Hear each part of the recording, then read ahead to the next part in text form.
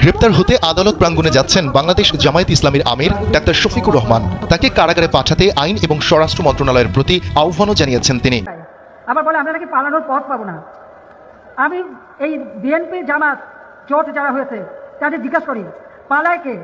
আওয়ামী লীগ কখনো পালায় না, পিছু হয়। তারেক রহমানের মতো স্মার্ট, কৌশলী এবং দূরদর্শী নেতা কিভাবে এমন একজনকে ছাত্র দলের সভাপতির দায়িত্ব দিলেন?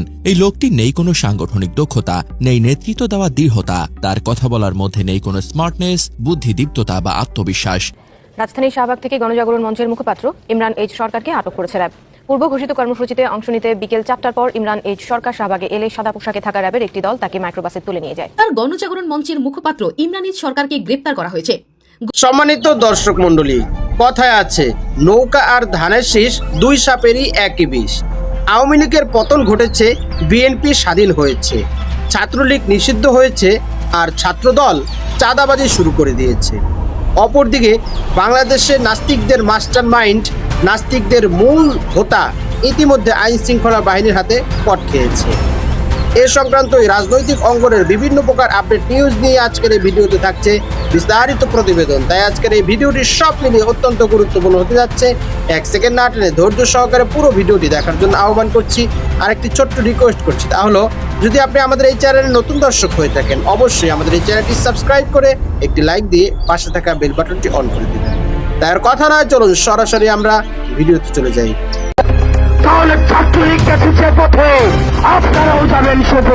ছাত্র রাজনীতিকে নতুন করে ভয়াবহ রূপ নিচ্ছে। কুয়েট ক্যাম্পাস যেন এখন যুদ্ধের ময়দান। একদিকে বিএনপি ছাত্র সংগঠন ছাত্রদল, অন্যদিকে বৈষম্য বিরোধী ছাত্র আন্দোলন। হাড্ডাহাড্ডি লড়াইয়ে নেমেছে দুই পক্ষ। এক পক্ষ নিজেদের শক্তি প্রদর্শনে মরিয়া, তো অন্য পক্ষ ব্যস্ত নিজেদের অবস্থান জানান দিতে। তবে কি ছাত্রদলের পরিণতিও হবে ছাত্রলীগের মতো? নিষিদ্ধ হতে যাচ্ছে এই সংগঠন। যখন তিনি আত্মগোপনে অবস্থান করছিলেন তখন র্যাবের একটি টিম তাকে গ্রেপ্তার করে। এ সময় তার কিছু সমর্থক বাধা দেওয়ার চেষ্টা করলে পুলিশ লাঠি চার্জে তাদের সরিয়ে দেয়। আমাদের চোখের সামনে থেকে ইমরান ভাইকে গাড়িতে তুলে নিয়ে যাচ্ছে সাদা পোশাকে ডিবি অথবা র্যাব। আমরা এটাকে বাধা দিই, তখন তারা আমাদের উপর লাঠি, বন্দুক দিয়ে এবং তারা লাঠি দিয়ে একের পর আঘাত করে। এরপর ইমরান এইচ সরকারকে মাইক্রোবাসে করে নেওয়া হয় মিন্টু রোডের ডিবির কার্যালয়ে। অভিযোগ রয়েছে ইমরান এইচ সরকারের মদদে ও পৃষ্ঠপোষকতায় 2013 সালের 5 ফেব্রুয়ারি রাজধানীর ঢাকা শাহবাগে গণজাগরণ মঞ্চের সূচনা হয়।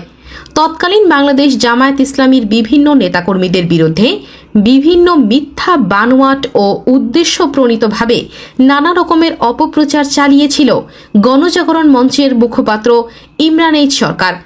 বহুল আলোচিত বুয়েট শিক্ষার্থী আবরার ফাহাদ হত্যা মামলায় হাইকোর্টে ফাঁসির দণ্ডপ্রাপ্ত 20 আসামির ডেথ রেফারেন্স ও আসামিদের আপিল শুনানি শুরু হয়েছে। নতুন বছরের শুরু থেকেই এ কাজ শুরু হয়েছে। তাতে ধারণা করা হচ্ছে অতি দ্রুতই তাদের ফাঁসি কার্যকর করা হতে পারে। আর নেটিজেনদের দাবি ডক্টর ইউনূসের আমলে ফাঁসি হোক, আর এ নিয়ে প্রচুর আলোচনা হোক, যাদের ছাত্রলীগের এই পরিণতি থেকে সবাই শিক্ষা নিতে পারে, একটা দৃষ্টান্ত হতে পারে। সে যাই হোক, বাংলাদেশের বিভিন্ন জায়গায় যারা আওয়ামী লীগ সরকারের সময় অনেকেই সন্ত্রাসী কর্মকাণ্ডে জড়িত ছিল, নানান ধরনের অপরাধ কর্মকাণ্ডে জড়িত ছিল, অথবা 5ই আগস্ট পরবর্তী সময়ে সরকারকে অস্থিতিশীল করার চেষ্টা করছিল, তাদেরকে তালিকা করে করে কিন্তু ধরা হচ্ছে। এর মাঝখানে কিছু ভালো মানুষও পড়ে গেছেন। কারণ হচ্ছে কি, তালিকাগুলো যারা করছেন তারা কোথাও না কোথাও পলিটিক্যালি হালকা পাতলা মুভমেন্ট হচ্ছে এখানে। আচ্ছা, অপরদিকে ছাত্রলীগের জন্য কেয়ামত শুরু হয়ে গেছে।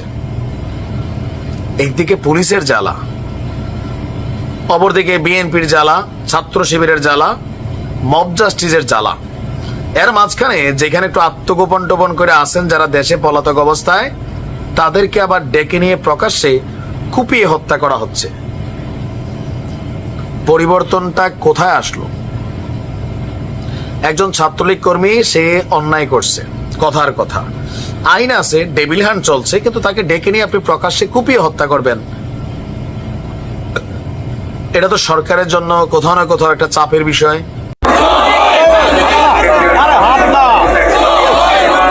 জয় বাংলা, জয় বাংলা, জয় বঙ্গবন্ধু, জয় বঙ্গবন্ধু। শেখ হাসিনা আসবে, বাংলাদেশ আসবে।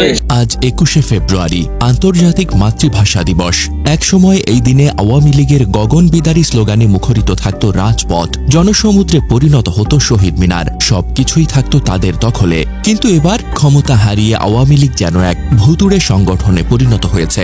গত বছর এই দিনে শহীদ মিনার নিজেদের দখলে রাখার জন্য তাদের নেতাকর্মীদের ঢল নেমেছিল, স্লোগানে কাঁপছিল রাজপথ। কিন্তু 2025 সালের 21শে ফেব্রুয়ারি এসেছে সম্পূর্ণ ভিন্ন বাস্তবতা নিয়ে। বিগত 15 বছরের দম্ভ আর ক্ষমতার দাপট যেন মুহূর্তেই উধাও। হেলমেট পরে শহীদ মিনারে শ্রদ্ধা, কি ভয়ঙ্কর অবস্থা। একটি ভিডিওতে দেখা যায় আওয়ামী লীগের এক নেতা শহীদ মিনারে ফুল দিতে এসেছে, কিন্তু তার মাথায় হেলমেট। এমনকি ফুল দিতে এসে নেতাকর্মীরা সতর্ক হয়ে চারপাশ দেখছে, ফিসফিস করে কথা বলছে, কেউ যেন দেখতে না পায়, কেউ যেন চিনে না ফেলে। একসময় যারা হাজার হাজার লোক। সম্মানিত দর্শক মণ্ডলী, অনেক বছর আগে মরহুম আইনউদ্দিন আল আজাদ তিনি একটি চমৎকার সঙ্গীত পরিবেশন করে গিয়েছিলেন। তিনি বলেছিলেন, নৌকা আর ধানের শীষ, দুই সাপেরই একই বিষ। আমরা দেখেছি আওয়ামী লীগের পতন ঘটেছে, বিএনপি স্বাধীন হয়েছে, ছাত্রলীগ নিষিদ্ধ হয়েছে, আর ছাত্রদল ইতিমধ্যে চাঁদাবাজি শুরু করে দিয়েছে।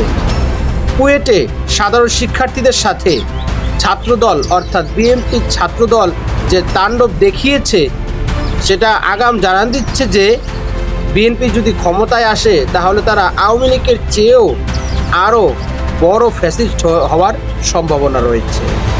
কেননা 16 বছর ক্ষমতাহীন থাকার যে তাদের যে ক্ষতি হয়েছে, সে ক্ষতির কাজা কাফফারা তারা গুনে গুনে তারা আদায় করবে, এমনটাই বোঝা যাচ্ছে। শুধু এখানেই শেষ নয়, বাংলাদেশের বিভিন্ন প্রান্তরে আমরা দেখতে পেয়েছি বিএনপি তাদের চাঁদাবাজি এবং তাদের যে ধ্বংসাত্মক একটা রূপ, একটা ভয়াল একটা রূপ, দানবীয় একটা রূপ, সেটা তারা প্রকাশ করতে শুরু করে দিয়েছে। তাদের ভাইস প্রেসিডেন্ট তারেক রহমান তিনি যতই তার দলকে সুসংহত করার চেষ্টা করছেন, গোছানোর চেষ্টা করছেন, কিন্তু তাদের দলের লুকিয়ে থাকা, ঘুমে থাকা নির্যাতিত নেতারা এখন খোলস থেকে ছাড় পেয়ে এখন তাদের যে ভয়াবহ রূপ, তাদের যে আক্রমণাত্মক রূপ এবং তাদের যে লোভনীয় রূপ, জনগণের উপর তাদের যে দমন পীড়ন নির্যাতন, সেটা ইতিমধ্যে তারা ক্ষমতার জোর খাটিয়ে শুরু করে দিয়েছে, যা সত্যি নিন্দনীয় এবং সত্যি এটা সম্পূর্ণ অগ্রাহ্য এবং বড়ই লজ্জার একটি বিষয় বলেই আমি গণ্য করছি।